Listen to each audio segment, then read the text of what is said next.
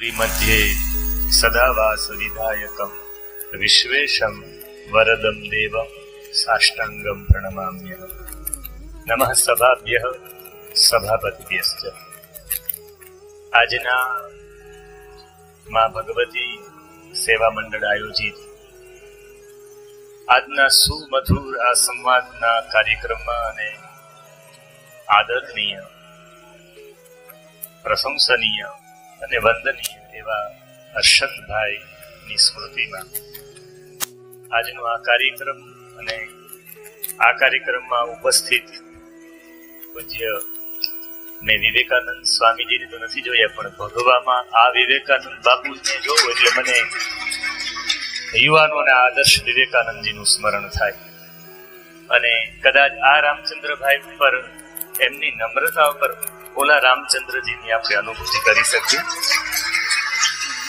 એવા મહાનુભાવો અને આપ સૌ જિજ્ઞાસુ શ્રોતાઓ, આજે એટલું કહીશ, આજે શ્રાવણ માસનો પ્રથમ દિવસ છે. આજથી શ્રાવણ માસનો આરંભ થાય છે. શ્રવણ શબ્દ ઉપરથી શ્રાવણ માસ શબ્દ આવ્યો છે. શ્રવણ એટલે સાંભળવું, સાંભળવા ઉપરથી શ્રાવણ માસ આવ્યો. આખો શ્રાવણ માસ આપણે સાંભળતા જ રહીએ એ માટે શ્રવણ ઉપરથી શ્રાવણ માસ નામ આવ્યું છે. તો આપણે પહેલા દિવસે હર્ષદભાઈની સ્મૃતિમાં આપણે શ્રવણનો પ્રારંભ આજના દિવસે કરીએ. શ્રાવણ માસ આપણો સાર્થક છે. જયંતી તે સુકૃતિનો રસસિદ્ધા કવિશ્વરાહ નાસ્તિ યેષામ યશક્કાયે જરામરણજમ ભયમ. જયંતી એટલે જય થાવ, સુકૃતિના એ સારા કાર્ય કરનાર વ્યક્તિનો જય થાવો. રસસિદ્ધા કવિશ્વરાહ નાસ્તિ યેષામ યશક્કાયે, એની યશરૂપી કાયાનો નાશ કોઈ દિવસ થતો જ નથી. કદાચ હર્ષદભાઈનું સ્થૂળ શરીર અહીંયા નથી, બાકી વાસ્તવિકમાં એના કાર્યરૂપી યશરૂપી શરીર આપણી વચ્ચે જ છે. મને એવું લાગે કે શ્રાવણ માસમાં શિવની વંદના કરવાની હોય. અને શિવ એટલે કોણ? માનસ્તો કે દનયે માનાયુખી માનો ગોખુ માનો અશ્વે ખુરીરિકઃ માનો વીરાન રુદ્રભામિનો વધીરે હવિકમંતઃ સદમિત્વા હવાવહે. આ મંત્ર છે. માનઃ તોકઃ તનયે અશ્વેષુ ગોખુ મા વધિહિ રુદ્ર. હે રુદ્ર, તું વધ ન કર અમારા પુત્રનો. હે રુદ્ર, તું વધ ન કર અમારા પૌત્રનો. હે રુદ્ર, અમારી ગાયોની રક્ષા કર. હે રુદ્ર, તું અમારા અશ્વોની રક્ષા કર. એવા માટેની આખી પ્રાર્થના છે રુદ્ર સૂક્તમાં. અને શિવની સંપૂર્ણ વંદના છે. એમાં તો સેનાનેભ્યઃ, સેનાપતિભ્યઃ, આ બધાને, એક ચોરી કરનારો તસ્કરેભ્યો, આવા નામોથી રુદ્રને વંદના કરવામાં. ચોર લૂંટારાને પણ મારી વંદના છે. તો મને એવું છે આ વંદના પ્રકરણ છે ને શ્રાવણ માસમાં શિવની વંદના જરૂરી છે. આજે આજ અહીંયા શિવજીની વંદનાનો કાર્યક્રમ આજે થશે, એમ સોમનાથમાં પણ અત્યારે શિવ વંદનાનો કાર્યક્રમ છે 9 વાગે. મને એમાં હતું કે તમે એમાં આવી શકશો કે નહીં. મેં કીધું હું કોડીનારમાં શિવ નહીં પણ એક શિવ જેવા કલ્યાણ કામ કરનારા છે એની વંદના કરવા જાઉં છું. કદાચ અહીંયા શિવની વંદના નહીં થાય તો ચાલશે, પણ ત્યાં શિવની વંદના, જેને કલ્યાણના જ કાર્યો કર્યા છે. છેલ્લા 6.5 મહિના પૂર્વે સંચાલક શ્રીએ બહુ સારો ઉલ્લેખ કર્યો. હર્ષદભાઈની મુલાકાત મારા ઘરે થઈ, મારા ઘરે આવ્યા અને ઘણા બધા લોકો હતા. એમણે મને જણાવ્યું કે તમે મહાદેવભાઈ એટલા બધા સાદા મકાનમાં રહ્યો છો. પછી મારી કથા હતી કોયલાણા, અને કોયલાણામાં 15 દિવસમાં જ મારી 2 કથાઓ હતી. એમાંથી પહેલા નંબરની કે બીજા નંબરની ખબર નહીં, પણ એ કથામાં હર્ષદભાઈને આવ્યા ત્યારે મારે મૌન હતું. સતત 19 કથાઓ હતી એટલે મૌન રાખ્યું હતું. પણ મને એટલી બધી વાત સ્પર્શી ગઈ ને એમણે કીધું મારે કંઈક કાર્યક્રમ કરાવવો છે. એટલે મેં નક્કી કર્યું કે તમે જ્યારે જણાવો ત્યારે તમે જો એટલું બધું સંસ્કૃતિ માટે, મૂંગા પશુ પ્રાણીઓ માટે તમે ગાંડા માણસને સ્નાન કરાવડાવો, વાર કપાવડાવો ને સારા કપડાં પહેરીને એને ભોજન કરાવડાવો, એટલું જો મોટું કાર્ય, એટલી મોટી કૃતિ કરતા હોય તો મારે તમારા માટે કંઈક કૃતિ કરવી છે. હું ચોક્કસ આવીશ. તમે જે સમય આપો. અને શ્રાવણ માસમાં આજના દિવસે એ કૃતિ હતી, પણ એ વ્યક્તિની અનુપસ્થિતિ છે આપણે એવું માનીએ છીએ, પણ મારું એવું માનવું છે કે એની ચેતના તો શ્રવણ કરતી જશે ને એની ચેતના પ્રસન્ન થતી હશે. એટલે હર્ષદભાઈને વાસ્તવિકમાં સંચાલક શ્રી બહુ સારી વાત કરી કે રામચંદ્રભાઈ તમે કૃતાંજલિ આપી. આપણે વાસ્તવિકમાં બધામાં શબ્દ વાપરીએ શ્રદ્ધાંજલિ, ભાવાંજલિ, અને હર્ષદભાઈ માટે શબ્દ વાપરશું કૃતાંજલિ. એને કૃતિ કરીને અંજલિ આપી છે. અંજલિ અંજલિ શબ્દ ત્યાં જ વાપરી શકાય. જીવન અંજલિ થાજો મારું, જીવન અંજલિ થાજો, ભૂખ્યા કાજે ભોજન બનજો, તરસ્યાનું જળ થાજો મારું, જીવન અંજલિ થાજો. અંજલિનો મતલબ છે હાથમાં રહેલું પાણી. એટલા ભાગના હાથમાં રહેલું જે પાણી હોય ને એને અંજલિ કહેવાય. અને અંજલિ હંમેશા હાથમાં લીધેલું પાણી કાં તો સંકલ્પ માટે હોય, કાં હાથમાં રહેલું પાણી કોઈને અર્પણ થવા માટે હોય, કાં તો મોટો સંકલ્પ વાળું જે કાર્ય હોય એને અંજલિ કહેવાય, કાં સંકલ્પ યુક્ત જીવન હોય એને અંજલિ કહેવાય, અથવા તો કોઈને સમર્પિત તમારું જીવન થઈ જાય ત્યારે અંજલિ કહેવાય. એટલે વાસ્તવિકમાં તમારા જીવનને ક્યાંય પણ અર્પણ કરો એને અંજલિ કહેવાય. જો તમારી અંજલિ વાસ્તવિકમાં આજના એક દિવસ માટે કદાચ હું 7 થી 9 સુધી 2 કલાક બોલું તો એવડું મોટું કામ જેને કર્યું છે, એવડી મોટી સંસ્થા ઉભી કરી છે, દરેક યુવાનોના પ્રેરક બળ થયા છે, તો એના માટે આજે હું ફક્ત અંજલિ જ આપી શકું, એનાથી વિશેષ કંઈ આપી શકું. એમના કાર્ય પાસે આજનું આ કાર્ય અંજલિ રૂપે છે. બીજું, અંજલિ એવા માટે કે અંજલિ હંમેશા અર્પણ થવા માટે જ હોય. એટલે મારી શ્રદ્ધાને હું અર્પણ કરું છું, એ અંજલિ સ્વરૂપે અર્પણ કરું છું. આ મારી અંજલિ એટલે મારી શ્રદ્ધા તમારા પ્રત્યે સમર્પિત છે. હર્ષદભાઈ એટલે શ્રદ્ધાંજલિ. મારો ભાવ આપના પ્રત્યે અંજલિ જેવો સમર્પિત છે એટલે મારી ભાવાંજલિ છે. ને આજની જે પણ કૃતિ છે, આજની જે પણ ક્રિયા છે એ મારા માટે અંજલિ સ્વરૂપ છે, આપને સમર્પિત કરવા માટે છે. એટલે કૃતાંજલિ પણ કહી શકાય. અને લોકો આપે છે મને બરાબર. વૃક્ષરાજના 2 સંતાનો, એકનું નામ હતું સુગ્રીવ ને એક નામ હતું વાલી. એમાં સુગ્રીવ વાલીની આપણે કથા સાંભળી, પણ મારે તમને શોર્ટમાં લઈ જવા. મારે આજે શાસ્ત્રો વિષય, આજે હું લખીને શાસ્ત્રો ઉપર એટલું બધું એવું ગૂઢ વિષય લખીને આવ્યો છું. એમાં મેં લખ્યું છે વૈધર્મ્ય અને સાધર્મ્ય. આ લખી નાખ્યું પછી હું વિચાર કરતો હતો કે કદાચ ને મારું આ લખેલું છે એ કોડીનારના લોકોના ગળામાં ઉતરશે કે નહીં, એમ હું વિચાર કરતો હતો. પછી મેં કીધું આમે કોડ ઇન આર, જેનો કોડ જ છે આર, એટલે જેનો કોડ જ છે રામ, મને એવું લાગે જેનો કોડ જ છે ઈશ્વર, તો એમાં કદાચ ઉતરી જાય. હું પ્રયત્ન કરીશ. જો શાસ્ત્રોની વાત તમારી મનની અંદર શાસ્ત્રો બરાબર રીતે બેસી જશે, કારણ કે શાસ્ત્રોના અધ્યયન કરનારા અત્યારે કેટલા લોકો એક તો શાસ્ત્ર એટલે શું એની જ મોટી અવઢણમાં છે લોકો. શાસ્ત્ર કોને કહેવા એ શાસ્ત્રોની અવઢવમાં એવા બધા લોકો છે કે આપણે શાસ્ત્ર કોને કહેવા એના ઉપર કોઈને શાસ્ત્ર વિશે પૂછવામાં આવે તો ખ્યાલ નથી આવતો. એમાં ખાસ કરીને આપણા 6 ઋષિએ એટલો મોટો પુરુષાર્થ કર્યો છે કે પુરુષાર્થને વાસ્તવિકમાં ક્યારે એના ગ્રંથો, વેદાંતના ગ્રંથો વાંચવા મળે ત્યારે પણ થાય કે વાંચી લઈએ, પણ કોઈ સમજવા વાળું કેમ? સમજવા વાળો વર્ગ ખૂબ ઓછો છે. અને કદાચ આવો વર્ગ વિદેશમાં જ છે. હમણાં તમે માનશો નહીં, હું તાંઝાનિયાથી આવું છું અત્યારે, દાર એ સલામ ને અરુષા, આ 2 જગ્યાએ ગયો હતો. તમે માનશો નહીં, $700 એમણે મારા માટે હોટલ બુક કરાવી હતી. એમને છે કે ભાઈ વક્તા હોય તો એને સારી સુવિધા આપવામાં આવે, આવવું હોય. મને પછી પાછળથી ખ્યાલ આવ્યો કે પાછું એ ફંડ જે હોટલમાં જમા કરાવ્યું પાછું રિટર્ન ન થઈ શકે. એટલે એ હોટલમાં હું કેન્સલ કરાવું તો પાછા પૈસા ન મળે. એટલે એ $700 એટલે 47,000 રૂપિયા જેવું થાય. મારા 7 દિવસ માટે રોકાવાની વ્યવસ્થા માટે એને $700 ખર્ચ કર્યા હતા. પણ એને એમ કે ભાઈ વક્તા મોટા હશે ને વક્તા સારા હશે. એમના પહેલા હું મોઝામ્બિક દેશમાં ગયો અને મોઝામ્બિકમાં માપુટો કેપિટલ સિટીમાં મેં ખુલ્લો મંચ રાખ્યો. જેને પ્રશ્ન કરવા હોય, શાસ્ત્રોમાં બધાના જવાબો છે. એ પ્રશ્ન મંચમાં કોઈ વિડીયો વાયરલ કર્યો હશે અને વિદેશોમાં ફરતો કર્યો હશે, તો એમ ફરતા એ ગયો હશે ને એ લોકોએ પછી મને નિમંત્રિત કર્યો બોલવા માટે. ફક્ત હું 2 કલાક, 1.5 કલાક એક જગ્યા ઉપર ને 1.5 કલાક બીજી, હું 3 કલાક જ બોલવા માટે ગયો. એ ત્યાંના લોકોએ મારી ટિકિટ થી લઈ ને આ બધો ખર્ચ કરતા 1.5 લાખ રૂપિયાનો ખર્ચ થતો હતો. 3 કલાક માટે 1.5 લાખ ખર્ચવા તૈયાર છે વિદેશના લોકો. વિચારો, એને બોલવા માટે હું લઈ આવ્યો છું. અને મેં શાસ્ત્ર એટલે વિજ્ઞાન, શાસ્ત્રની બીજી કોઈ વ્યાખ્યા છે જ નહીં. અને જેને પત્રિકા છપાવી મને ગમ્યું, એને એક શ્લોક ટાંક્યો હતો શ્રીમદ ભગવદ ગીતાના લગભગ 16મા અધ્યાયનો કે યહ શાસ્ત્ર વિધિમ ઉત્સૃજ્ય વર્તતે કામકારતઃ ન સ સિદ્ધિમ અવાપ્નોતિ ન સુખમ ન પરામ ગતિ. આ શ્લોક ટાંકેલો હતો. જે શાસ્ત્રની અવગણના કરે છે ને સ્વચ્છંદી થઈને પોતાની રીતે જે કાર્ય કરે છે એને સિદ્ધિ પણ પ્રાપ્ત નથી થતી, એને પરમ ગતિ પણ પ્રાપ્ત નથી થતી. તો આપણે એમ થાય કે શાસ્ત્ર એટલે શું? શાસ્ત્રની એકદમ શોર્ટકટ વ્યાખ્યા કરીએ તો એક સંસ્કૃતમાં ધાતુ આવે છે શાસુ અનિષ્ટૌ. એ ધાતુ ઉપરથી શાસ્ત્ર શબ્દ આવ્યો છે. હવે આપણે એમ થાય કે આ શાસુ અનુશિષ્ટો એટલે શું? અનુશિષ્ટો એટલે તમે સમજી જાઓ અનુશાસન. અને કદાચ આ દેશ ઉપર કોઈ રાજકીય લોકો કદાચ શાસન કરતા હોય, પણ આ દેશ ઉપર અનુશાસન તો ભારતનો ઋષિ જ કરી શકે. જે નિસ્વાર્થપણે કાર્ય કરતો હોય એ અનુશાસન એ જ કરી શકે. કોડીનારની સીટ ઉપર કદાચ ગમે લોકો બેસીને રાજ કરતા હોય, પણ દરેકના હૃદયમાં વાસ કરવો એ હર્ષદભાઈ જેવા જ કોઈ લોકો કરી શકે, જેના માટે એટલા લોકો એકત્રિત થયા છે. એટલે અનુશાસન અથવા ઉપદેશ કરવો એનું નામ શાસ્ત્ર. એનાથી પણ શોર્ટકટમાં જાય શાસ્ત્રની બીજી વ્યાખ્યા. શાસ્ત્ર એટલે શું? તો એક વાક્યમાં કહી શકાય કે શાસ્ત્રી ચ ત્રાયતે ચ શિષ્યતે શિષ્યેન અનેન. હવે શિષ્યતે અનેન એટલે સૌથી પહેલી વ્યાખ્યા એ કરવામાં આવે કે જે શિક્ષા તમને ને મને અનુશાસન શીખવાડે એ શિક્ષાને શાસ્ત્ર કહેવાય. બીજું, શાસ્ત્ર એટલે આપણી રક્ષા જેના દ્વારા થાય, જે કાર્ય, જે પદાર્થ, જે પણ કોઈ દ્વારા આપણી રક્ષા થાય, આપણા જીવનની રક્ષા થાય, આપણે યોગ્ય માર્ગદર્શન મળે, આપણે જેની આંગળી પકડીને ચાલી શકીએ એમને કહેવાય શાસ્ત્ર.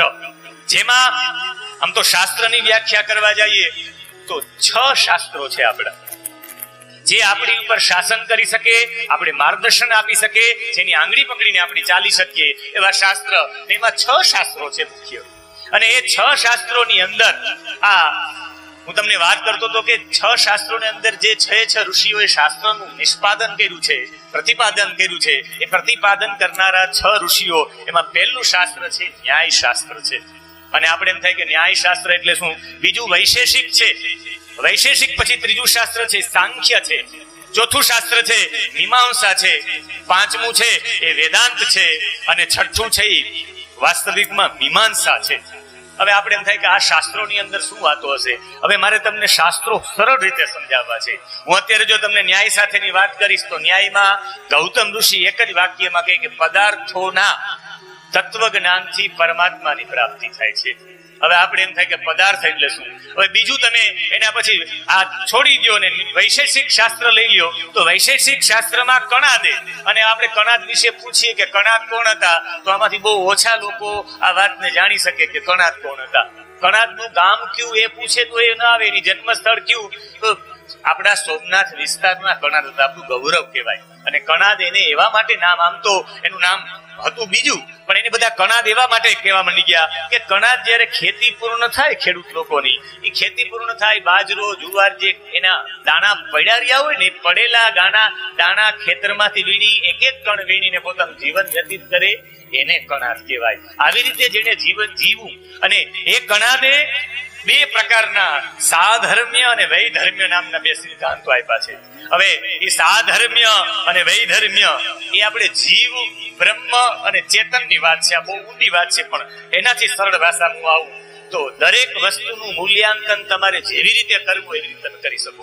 આપણે બધા જેટલો પદાર્થ હોય પદાર્થનું વિભાજન કરીએ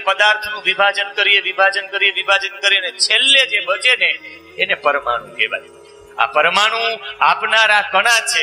ક્યારેક આપણે વિચારીએ કે અગસ્ત્ય ઋષિએ આખો દરિયો પી ગયા, કથાની અંદર આવે તો આપણે 1-2 સેકન્ડ માટે એમાંથી તર્ક ઉભો થાય કે કઈ અગસ્ત્ય ઋષિ કઈ દરિયો કઈ અંજલિ હતી કે પી ગયા? અંજલિ હતી ને શા માટે પી ગયા છે? પણ જેટલું પણ સમુદ્રની અંદરનું જેટલું પણ જ્ઞાન હતું એ ટોટલી જ્ઞાન અગસ્ત્ય ઋષિને થઈ ગયું હતું. આપણે કહીએ ને કે ફલાણા માણસ તો એ તો ભાઈ ઘોડીને પી ગયો છે. ઘોડીને પી ગયો એનો મતલબ છે એને એની ઊંડાણ પૂર્વકનું એને જ્ઞાન છે. એટલે અગસ્ત્ય નૌકા શાસ્ત્ર સૌથી પહેલા રચના કરનારા અગસ્ત્ય છે. એક તુંબડાને જોયું એને સમુદ્રની અંદર તરતા, અને કુંભકાર રીતે નાવ હોડી બનાવવાનું સૌથી પહેલા જો કોઈ કામ કર્યું હોય તો એ અગસ્ત્ય ઋષિ હતા. અગસ્ત્ય ઋષિ સૌથી પહેલા નૌકા બનાવવાનું કામ, સમુદ્રની અંદર જાવું, સમુદ્રની અંદર કેવી રીતે ઊંડાણ પૂર્વક જાવું, સમુદ્રની અંદર કઈ ઔષધિઓ છે, સમુદ્રની અંદર ક્યાં રત્નો છે, આ બધી માહિતી આપણા સુધી પહોંચી હોય તો એ અગસ્ત્ય ઋષિ છે. પણ તમે ને હું તો આમ રિટર્ન થઈને આવે લંડન, રિટર્ન થઈને આવે અમેરિકા, તો એ વાતને આપણે સ્વીકારીએ. બાકી આપણા શાસ્ત્રોની વાત ઉપર નથી. જેટલા લોકો મેડિટેશન કરે છે, જેટલા લોકો મોટિવેશન કરાવડાવે છે, જેટલા લોકો ધ્યાનના માર્ગમાં લઈ જાય છે, આ યોગા આવ્યું ત્યારે આપણે યોગને સમજતા શીખ્યા. બાકી પતંજલિ તો યોગ દર્શન સૌથી પહેલા શાસ્ત્રના રૂપમાં પ્રતિપાદિત કર્યું હતું. પણ યોગ એટલે શું એ કોઈને ખ્યાલ હતો નહીં. હવે યોગા આવી ગયું તો લોકોને સૌથી વધારે એના પ્રત્યેની રુચિ થાય. આજના જેટલા આધુનિક લોકો છે એ આધુનિક લોકોને આપણા શાસ્ત્રોની વાત ગળે ઉતારવી હોય તો એના જેવા પેલા થવું પડશે. તમે એના જેવા નહીં થાવ ત્યાં સુધી લોકો ગ્રહણ નહીં કરે. પૂજ્ય બાપુને થોડો સમય લાગ્યો આવતા પેલા, તો લોકોએ કીધું કે તમારી વ્યવસ્થા નીચે કે આમ ખુરશીમાં. મેં કીધું નીચે જ બેસી જાય ભાઈ, મારે તો પેલા તમારા જેવું. આ તો એક વ્યવસ્થાના ભાગ રૂપે છે કે તમે મને સાંભળી શકો અને જોઈ શકો, એટલે હું ઉપર છું ને તમે નીચે છો. બાકી હું નીચે બેસીને પણ પ્રવચન કરું. એનું એવું મહત્વ નથી કે હું ઉપર બેસીને જ પ્રવચન કરું. મહત્વનું વાત એ છે કે જ્ઞાન લેવા સમયે તમારે એ નીચે બેસીને જ્ઞાન લેવું જોઈએ. કારણ કે જ્ઞાન લેવું છે ને તો ત્યારે શ્રીમદ ભગવદ ગીતાનો નિયમ છે, તદ વિદ્ધિ પ્રણિપાતેન પરિપ્રશ્નેન સેવયા ઉપદેક્ષ્યંતિ તે જ્ઞાનમ જ્ઞાનિનઃ તત્વદર્શિનઃ. તમારે કોઈ તત્વજ્ઞાની પાસે જ્ઞાન લેવું હોય તો એનો પહેલો નિયમ છે તદ વિદ્ધિ. એની વિધિ બતાવવામાં આવી છે, આખી પ્રણાલી બતાવવામાં આવી. તદ વિદ્ધિ પ્રણિપાતેન, પ્રણિપાત એટલે તમારે પ્રથમ તો નમસ્કાર કરવા પડે. પરિપ્રશ્નેન સેવયા, પરિપ્રશ્ન કરવો પડે અને સેવા કરવી પડે. સેવા કરો અને પરિપ્રશ્ન કરો. પરિપ્રશ્ન એને કહેવાય કે એકદમ ટૂંકો હોવો જોઈએ. જે વિષય આવતો હોય વિષય અનુસાર જ હોવો જોઈએ, અને વિષયને તમે ગમે ત્યાં ખેંચી જાઓ. હમણાં જ મારે કૈલાસ માનસરોવર જવાનું થયું, મારું શિવપુરાણ હતું. ત્યાં એ શિવપુરાણ અંતર્ગત મને એક શ્લોકની વ્યાખ્યા કરવાની થઈ. તો મોટા ભાગનું એક શ્લોક ઉપર મારું સૌથી વધારે એ પ્રવચન શિવપુરાણ સાઈડમાં રહી ગયું. અને પછી એક શ્લોક ઉપર જ આવી ગયા, શ્રવણમ કીર્તનમ વિષ્ણુ સ્મરણમ પાદ સેવનમ અર્ચનમ વંદનમ દાસ્યમ સખ્યમ આત્મનિવેદનમ. આ નવધા ભક્તિનો શ્લોક છે. નૃસિંહ ચરિત્રમાં આવે, પ્રહલાદજીને જયારે એના પિતાજી નૃસિંહ પૂછે કે તું શું ભણીને આવ્યો છે આ શુક્રાચાર્યના દીકરાઓ પાસે, શંડ અને અમર્ક નામના પુત્રો પાસે, ત્યારે નવધા ભક્તિનો શ્લોક આગાય છે. પેલી ભક્તિ કઈ? ભક્તિ એટલે ભગવાનમાં આસક્તિ, એનું નામ ભક્તિ. ભગવાનમાં આસક્તિ હોવી જોઈએ. તમને આસક્તિ રહેવાની, કાં તો તમે દ્વારિકાધીશમાં લગાડો કાં દુનિયામાં લગાડો, નક્કી તમારે કરવાનું છે. આસક્તિ વિનાનો કોઈ પણ પુરુષ રહેશે નહીં. એમાં જો પેલી વેલી કોઈ ભક્તિ, તમારું સાંભળવું તમારી ભક્તિ ક્યારે બની જાય? સાંભળવું તમારી ભક્તિ ત્યારે બની જાય કે જ્યારે તમારું સાંભળવું છે એ શ્રવણ. ક્યારે કહેવાય? સાંભળવું અને શ્રવણમાં ફરક છે. શ્રવણ એને કહેવાય સન્નિષ્ઠ વ્યક્તિ પાસેથી તાત્પર્ય સહિતનું તન્મયતા સાથે સાંભળવું, એનું નામ શ્રવણ. હવે પેલા બોલનારો સન્નિષ્ઠ વ્યક્તિ હોવો જોઈએ. ગામમાં પાનની દુકાને પિચકારી મારતો બે શ્લોક બોલીને બે વ્યાખ્યા કરી નાખે, એને સન્નિષ્ઠ વ્યક્તિ ન કહેવાય. એની પાસે સાંભળવું કહેવાય, એને શ્રવણ ન કહેવાય. અને એ શ્રવણ થાય ને સાંભળવું, ત્યારે એ ભક્તિ બને છે. એક તો બોલનારો છે એની અંદર નિષ્ઠા હોવી જોઈએ. મોટા ભાગના લોકો જે વાત બોલે છે, જે વાત લઈને ચાલે છે, એમાં જ એને નિષ્ઠા નથી હોતી. પ્રવચનો કરે કે કેક કપાય નહીં, પણ એના જ ઘરે કેક કપાતી હોય. એ પ્રવચન કરે કે રાત્રે દહીં અને છાશ ન ખવાય, એના ઘરે દહીં અને છાશ ખવાતી હોય. એ પ્રવચન કરે કે વાસ્તવિકમાં પાન ફાકી વ્યસનનો ત્યાગ કરવો જોઈએ, અને વ્યસન એના ઘરે જ ચાલુ હોય. તમે જે કાર્ય લઈને ચાલો એમાં વિશ્વાસ હોવો જોઈએ. હું તો એટલું કહી શકું કે હું ભાગવતજી લઈને કોઈના ઘરે કથા કરવા માટે જાઉં, કોઈના પરિવારમાં કથા કરવા માટે જાઉં ને મારી નિષ્ઠા ભાગવતજીમાં ન હોય તો ભાગવતજી મને તો ફળ ન આપે, યજમાનને પણ ફળ ન આપે. તમારી નિષ્ઠા હોવી જોઈએ. મારા ગામમાં એક ડોક્ટર હતા, અત્યારે પણ જીવિત છે. એ આકાડા ગામમાં રહે છે. ડોક્ટર ભામભાઈ કરીને રહેતા, અને એ મોટા ભાગના ગામના આરએમપી ડોક્ટર હતા. એટલે જે એની પાસે જાય તો એને દવા આપે, એમાં મોટા ભાગની કેપ્સ્યુલ જ આપે. એમાં એ પીળી અને સફેદ, એમ બે પ્રકારની, જે ઉપર પીળી હોય નીચે સફેદ હોય, એ જ કેપ્સ્યુલ બધાને આપે. પણ વાસ્તવિકમાં ગમે એવો બીમાર વ્યક્તિ એની પાસે જાય, પણ એની પાસે જાય એટલે સારા થઈ જાય. એક એમડી ડોક્ટર પાસે સારું ન થયું, એમડી ડોક્ટર પાસે સારું ન થયું કે મને ભામભાઈની દવા લઈ તો સારું થાય, એને સારું થઈ ગયું. આરએમપી ડોક્ટર પાસે દવા લીધી એટલે ત્યારે મને એવું લાગ્યું કે જો એને ફેડ્યું હોય તો ડોક્ટર પ્રત્યેની શ્રદ્ધા ફેડી છે. માણસને ડોક્ટર પ્રત્યે, તમને દવા પ્રત્યે શ્રદ્ધા ન હોય તો ન ફળે. એમ શાસ્ત્રોમાં શ્રદ્ધાની જરૂરિયાત છે. તમે ને મેં શ્રદ્ધાની વ્યાખ્યા જ ઉલટી કરી નાખી છે. આપણે બધા શ્રદ્ધા કોને કહીએ? આપણે કે નહીં, આપણા સમાજમાં બહુ અંધશ્રદ્ધા વ્યાપી ગઈ છે. પણ સાહેબ, અંધશ્રદ્ધા શબ્દ જ ખોટો છે. આપણે બધા એટલો બધો અંધશ્રદ્ધા શબ્દ ફેલાવી નાખ્યો છે. શ્રદ્ધા કોઈ દિવસ અંધ હોય જ નહીં. વિશ્વાસ અંધ હોઈ શકે, બાકી શ્રદ્ધા કોઈ દિવસ હોય જ નહીં. શ્રદ્ધા કોને કહેવી અને વિશ્વાસ કોને કહેવી?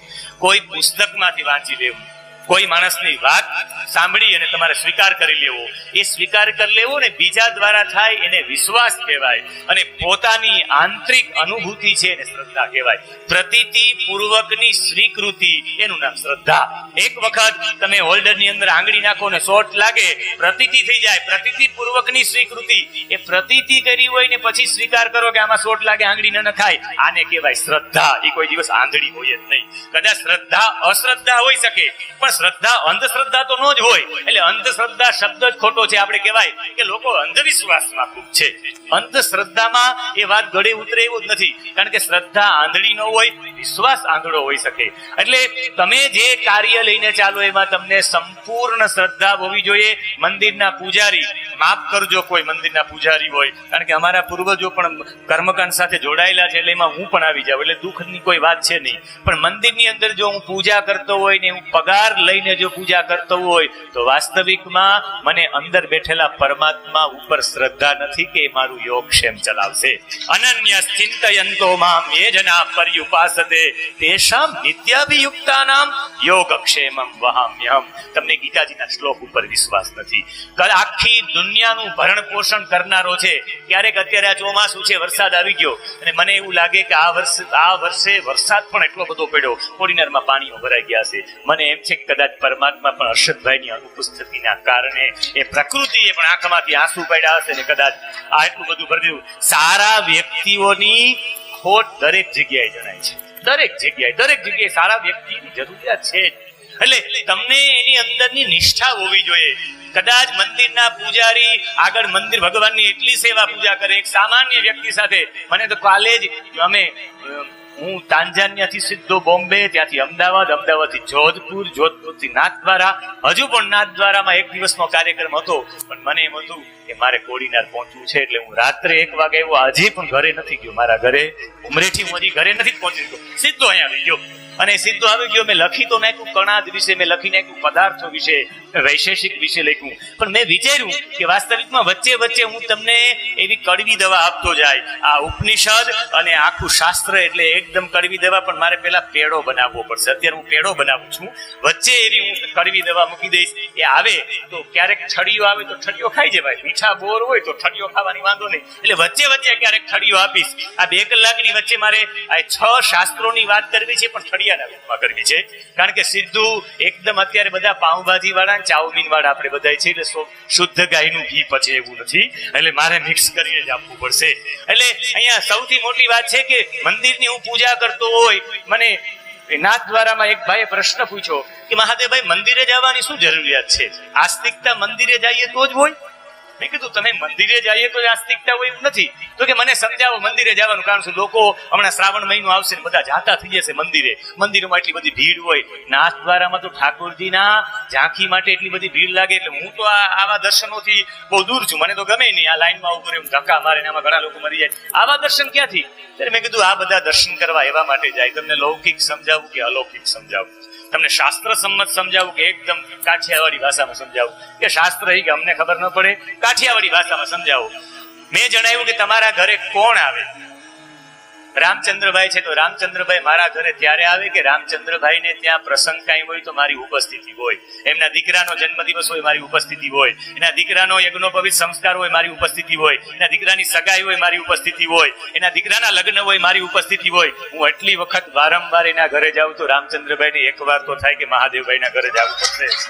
પરમાત્મા કનૈયો આવે તમારા ઘરે, મહાદેવજી તમારા ઘરે આવે, પણ તમે વારંવાર મહાદેવજીના ઘરે જતા હોય તો આખો શ્રાવણ માસ જાવ ને એટલે શ્રાવણ માસની અમાવસ્યા આવે એટલે મહાદેવને એમ થાય કે મારે કોડીનારમાં ફલાણાના ઘરે જવું પડશે.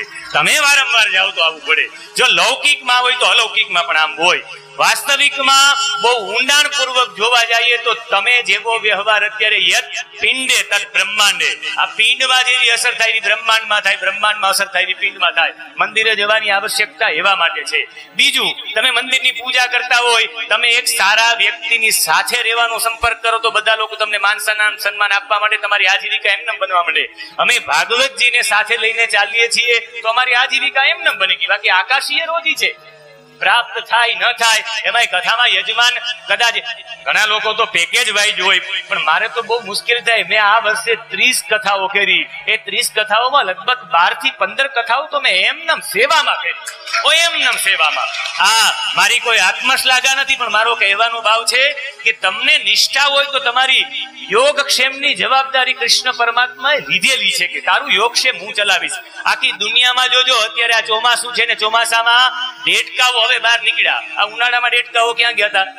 તો કોઈને પૂછવામાં આવે તો કોઈ કહે કે એ બધા જ્યાં ભીની જમીન હતી ત્યાં અંદર જઈને મૃતપ્રાય સ્થિતિમાં ઉનાળામાં રહ્યા, એટલે ઉનાળામાં એક પણ દેડકો જોવાનો તો મળ્યો.